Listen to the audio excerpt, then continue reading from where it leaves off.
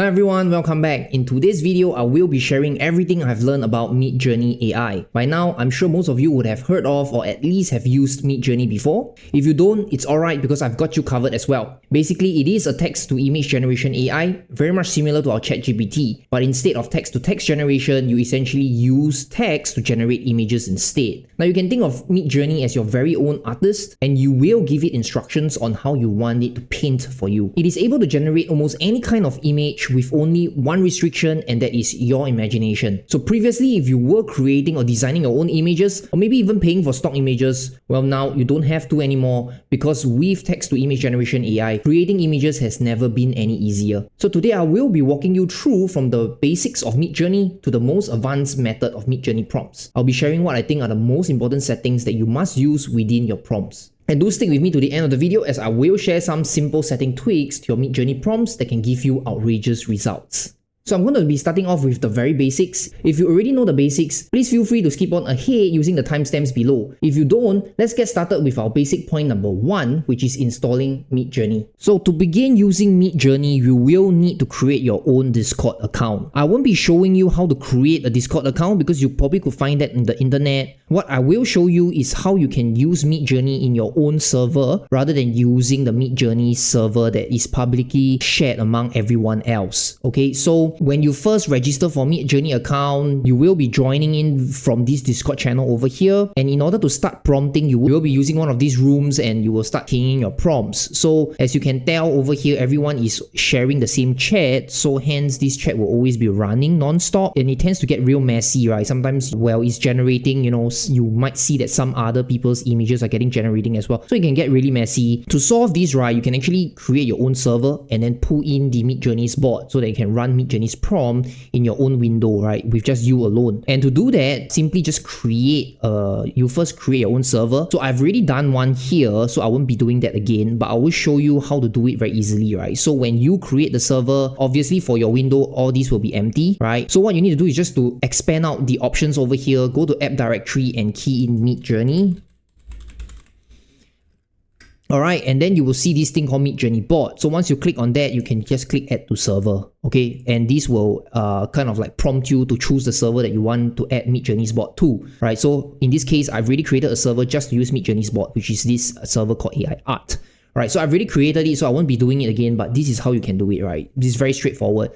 And from here, you can just create your own channels, and any Midjourney prompts that you run here will work as well. But do take note that all these images are still publicly available unless you change the setting to private, right? So more about settings in a while in our second section. Okay, so now that we have the installation of Midjourney out of the way, we will move on to our basic point number 2, which is on commands. So Midjourney have a bunch of commands that you can use in the prompt chat over here, right? By starting off with a slash, right? And you can see that there's a lot of commands here. So in order to know what each of these commands does, simply just go over to the command list here in Midjourney. This is the official documentation for Midjourney, right? You can find every single one of these commands and what they mean in here. So of course, I won't be running through every single one of these options here because there's a lot of them, right? But I will dive in deeper into the 20% that you will use 80% of the time. So we can start off with our first command, which is the /imagine, right? So which is this one over here. So this is the one prompt that you will probably use like majority of the time. All right, so I can say something like /imagine a portrait of Darth Vader. Alright, and then,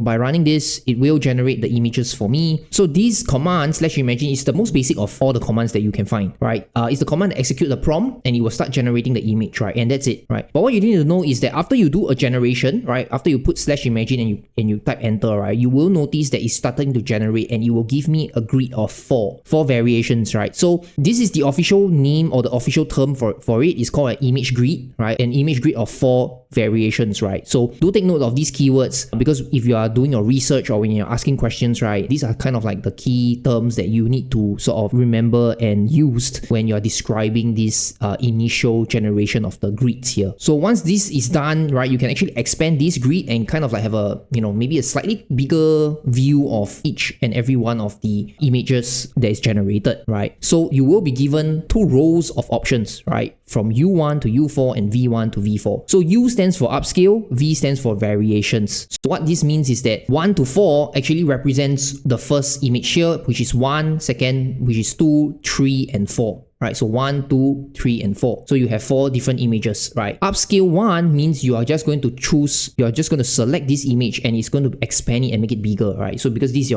the primary image that you're going after, by clicking on U1 means that you are now getting it to upscale it to a bigger dimension. So you can see it generating over here, right? And now you can actually expand this and you can see the full picture. Okay, so that's upscale. V stands for variations. So variations just means that I like this picture, but I want more variations from this same picture. So you can see that 1, 2, 3, 4, they are kind of like slightly different, right? But since I like number 4, I might just go ahead and click on variation 4 because I want more variations from image number 4. And then it will then regenerate another set of 4 image grids that will be based off the 4th image on top. Okay, so that's variations. Yep, so you can see here it's generating the 4 variations based off image number 4, right? And they give me even more permutations and styles and just slightly different background, accessory, and so on. Okay, so there's one more last thing to take note of when you're upscaling your images. When I upscale my image, you will find that there are additional options at the bottom here. So the first row is vary, followed by zooming, right? And then followed by directional icons, right? And then of course there's a heart shape and a web. So I'll just start off the very simplest one, which is web, right? Clicking on this will open up another window and it will provide you the link to the image where you can download it from, which is why I mentioned these images that you created will be publicly available because it will all be under the job section with the job ID over here. Okay, and from here you can save it. You can see all the images that any other user have created before, and you can just find it all here, right? So your image will be added here as well. So you can download it, you can right click save image as, or you can just click on this button here. So that's the first function. The next thing that I want to talk about is the vary function. Okay, so vary function is very straightforward. Based on the upscale image, if you want to make subtle changes or you want to make very aggressive changes, choose between strong and subtle. Okay, I'll probably do another video on this. I won't zoom in so much on all this, but basically that's what it does. By clicking on it, you can actually change your prompt as long as you turn remix mode on, right? So the remix mode is an option that you can select in the settings, which I'll cover in the next section, but that's what it does, right? You can change it up, right? You can just say, oh, I want to change it to a white helmet and things like that, right? And by clicking on very strong or very subtle or even a very region, right, it will base off the upscale image to generate another 4 grids with the changes in the variations. One interesting function is the vary region. Okay, so vary region is a very recent development. You will be able to select an area that you want to change, and if you have turned on remix mode, you will be able to also change up the prompt here, right? So I've done one example. I've tried to change Darth Vader black helmet into a white helmet, and this is exactly what it gives me, right? So this is the 4 new variations based off the upscale image, right? I've just selected the helmet and I changed the prompt to white. Okay, so that's how it works, right? The vary function. The next one is zoom, right? So zoom allows you to actually zoom out the image. So if you want the Darth Vader, because now the portrait of Darth Vader is that he's rather huge, right? It's covering like maybe 3/4 of the image. Zooming it out makes him smaller and adds more background. Okay, so you can have to choose whether you want to zoom out 2 times, 1 time, or even a custom zoom. So again, with remix mode turned on, you can add additional stuff into the prompt, so you can add things into the background as well, right? I'll not show you much of this because it's going to extend the time of our video, but I might do another video later on with all these more advanced settings. Okay, so then the last one is the arrow functions, right? So arrow functions is just shifting the image towards the direction, right? For example, if I select up, what it will do, it will generate more space on top of the Darth Vader. If I select left, then it will pan my picture to the right, so you will get more space or more background on the left, right? So again, with remix mode turned on, I will have this prompt over here where I can change up my prompt and I can say things like, oh, I want another Jedi to be on the left side or something like that, right? So basically what it does is, if I were to go to it,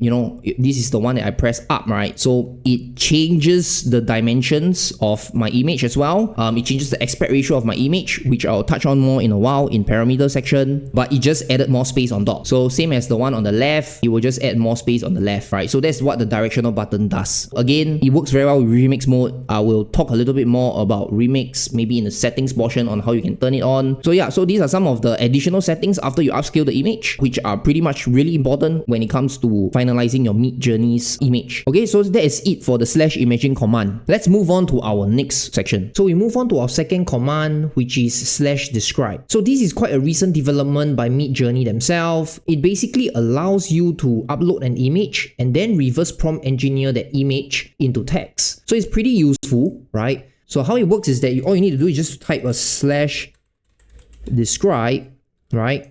it will prompt you to upload an image. So let me just upload the image that I've downloaded earlier on, which is the Darth Vader one. Okay, and they will prompt me 4 different text prompts that describes that image. Okay, so here you go, right? So 4 different prompts, a portrait of Darth Vader in front of several smoke, dark gray, and then they even show whose style is that painting from, right? So what you can do is you can then copy all these 4 and you can sort of like replicate it, right? You can /imagine and then you can just key in this prompt and see if it's able to generate something that's similar to the image. Now, if you want to generate a design that you found on the internet, this is definitely not the best way, but it still works in a way that it might give you something close, right? So as you can see over here, it's generating, but instead of the portrait, is now a full body, right? So it's slightly different from the uploaded image. Okay, so I will probably do more examples later on with the /describe function, but this is just basically how it works. Okay, so next we move on to our third command, which is /settings. Alright, so as the name suggests, /settings is just to adjust the settings that you want on Midjourney at a global level. Right, so how it looks like is that once you type in /settings over here and press enter, it will bring up an interactive window like that where you will be able to select the latest model, the older models as well, which is up to you, right? Turn on all these different modes, stylize values from low to very high, public mode, turbo, fast, relax mode, remix mode, and so on. So you can just turn these off to make it private as well. Obviously, my membership doesn't have private mode, so as I mentioned, all your images that you created will be publicly available for everyone to see. So this is the settings over here. It's pretty straightforward. You could toggle the raw mode on and off. So raw mode is basically just getting Midjourney to create a more photorealistic version of your prompt, and it's available in the Model 5 onwards, right? So you can turn it on and off, up to you. Just take note that you can also change all these stylized values, which I will be covering a little bit more in the advanced section of our video. So note that these settings over here are general global level settings that will affect every single one of your prompts. So all these settings over here can also be customized in the prompt without having to always type the /setting command, right? So just take note that this is a global level. If you want to do it on each prompt, you would have to put it within the prompt itself, but I'll cover that more in a while. So with settings out of the way, let's move on to our fourth command, which is /blend. Alright, so the blend command basically allows you to upload between 2 to 5 images and blend them together, right? So I personally don't use this function much, but can definitely play around with this function and be creative with your generations, right? So I've just gone to a website over here, nerdschop.com. So I just found it from Google search, and this is the example, right? So this person blend a left profile of a person's face and also another artistically shot photo, portrait, right? So they blend this image 1 and 2 together, and this is the outcome, right? So this is kind of like how it works. You can play around with it, blending 2 different images together. You might get really creative outcomes as well. Okay, so that's for commands. There are still many other commands over here that you can run through. Honestly, I don't really use every single one of them, except for the ones that I've mentioned. So I'll be putting this link in the description below. Feel free to just visit it if you want to find out more about the other commands. So now with commands out of the way, let's move on to a more advanced section, which is on prompt parameters. Prompt parameters are mainly for customizing your output. So earlier on, when I talk about using the /setting command, which is able to adjust your settings on a global level, parameters allows you to change the settings individually on a prompt level. So prompt parameters are usually key in after the prompt, and you can specify what settings you want to go along that prompt so that you can generate the image based on the outcome that you have in mind. In this case, if we go to the Midjourney's parameter list, the list just goes on and on, right? There's a lot of different parameters that you can use alongside with your prompt in order to generate the output that you want, right? So if you see over here, this is one thing that you have to take note, is that all the parameters will appear at the back of the prompt and not in front. Okay, so it will always be the prompt first, followed by the parameter list. So all the settings that I've talked about, be it you're using the different model versions, the stylized values, will all be added here. Okay, so that's it. I won't go through every single one of these prompts parameter. I will touch on the commonly used ones. So we can just start off with the first one, which is aspect ratio, right? So aspect ratio is pretty much very straightforward, right? Is right now what you see here is a 1:1 aspect ratio, means it's a square, right? So for us, what we want to do is to actually change up the aspect ratio to fit whatever size that you want to go after, right? So earlier on I mentioned by default it's 1:1. If you want something that is is on a landscape mode,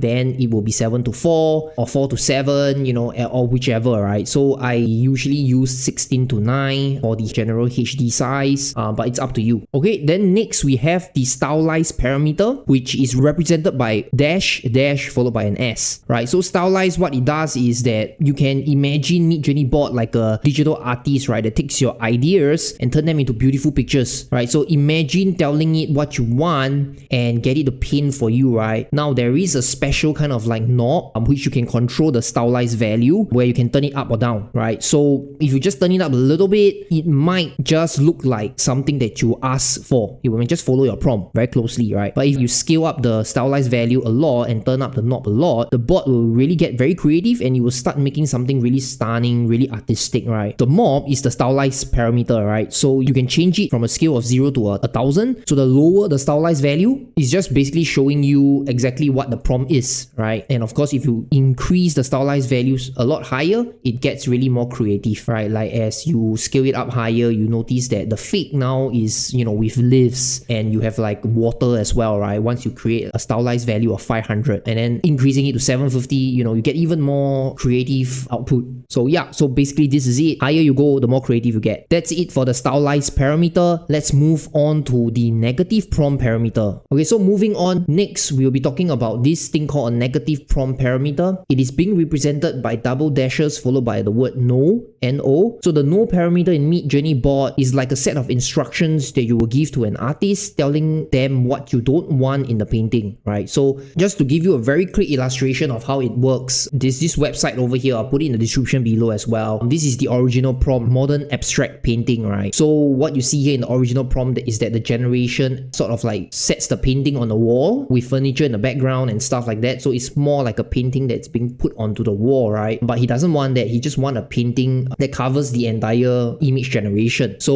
what he did is just put a negative prompt over here, followed by no frame, no furniture, and no wall, right? So same for the next one here with fingers. Now, Midjourney is not known for generating good fingers. So when you generate something with a hand or a finger, sometimes it might just looks really weird. Same for the other text-to-image AI like Stable Diffusion, right? So they are not really very good at generating fingers yet. I'm not sure about now, but that was what happened previously. With that in mind, you know, you can just put a double dash no hands, right? So these will just remove all the hands from the images that they are generating, right? They will just cut off the frame when the fingers are at. You could use it in other many ways as well. So if you are generating a logo, you might reach a point where the generation actually have a lot of text inside the logo. You could just do a double dash no fonts, no text, no alphabets, right? And that will just remove out all the text from the image generation. Okay, so that's the no parameter. It is very powerful how you can use it, right? So in our later examples, maybe we can show a little bit more of this negative prompt parameter. Now we're just going to move on to our next parameter, which is critical for customization, and that is the image weight parameter. Okay, so image weight is an important parameter when it comes to customization. It is represented by double dashes followed by the letters I and W. So there are a couple of ways to use image weight, but the most basic one is to use it when you're uploading an image, right,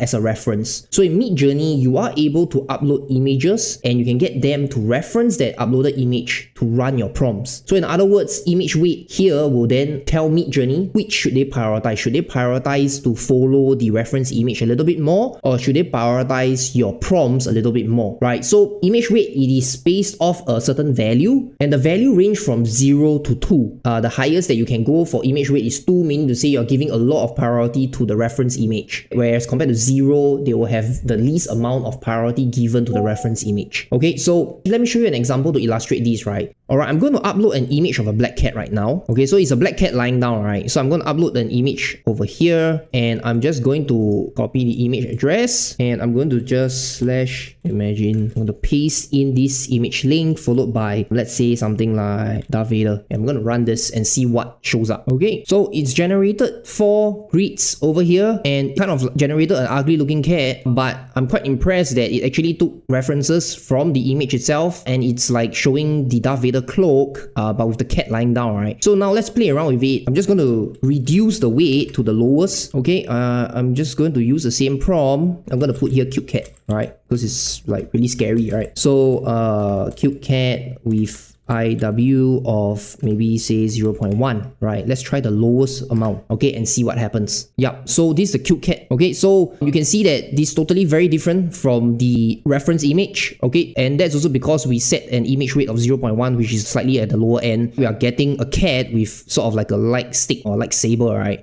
Maybe dressed a little bit like the Darth Vader, but not exactly in that lying down position, right? So I'm going to try another one. I'm going to paste in the same prompt with the cute cat, and I'm going to put IW of 0.5. Okay, let's see if this generation I will be able to see a cute cat lying down with a Darth Vader suit. Okay, so there you have it. Now it's putting a little bit more weightage on the reference image, and because the reference image is a cat lying down, I'm getting a cute cat now in the Darth Vader suit with a cloak, and it's lying down, right? So this is how you play with image weight, right? It's just so straightforward and simple. Of course, feel free to play around in your own generations using the IW parameter. Okay, so that's one way of using image weight. There's also another way, which I'm going to scroll up a little bit. So over here, there is this prompt that I found online, which I'll put it in the description below, where you notice that in this long string of prompt, he used semicolons followed by a number. So this is another way I found out that you can use image weight. So you don't necessarily have to upload an image and specify using the IW parameter. In your own prompts, you can actually specify which part of your prompt you want Midjourney to take note of. In this case, the first line is game art and island with different geographical properties with multiple small cities floating in space, right? And it has an importance of 10 points, right? So it is the most important, followed by the island floating in space and so on, and this only has an importance of 6, right? And then the next line, details, which is mountain range, deserts, snowy landscapes, and so on. This has an importance of 8, right? So which is pretty high. And then of course, environment, galaxy in deep space, other universes can be seen in the distance, right? Which is only has an importance of 2.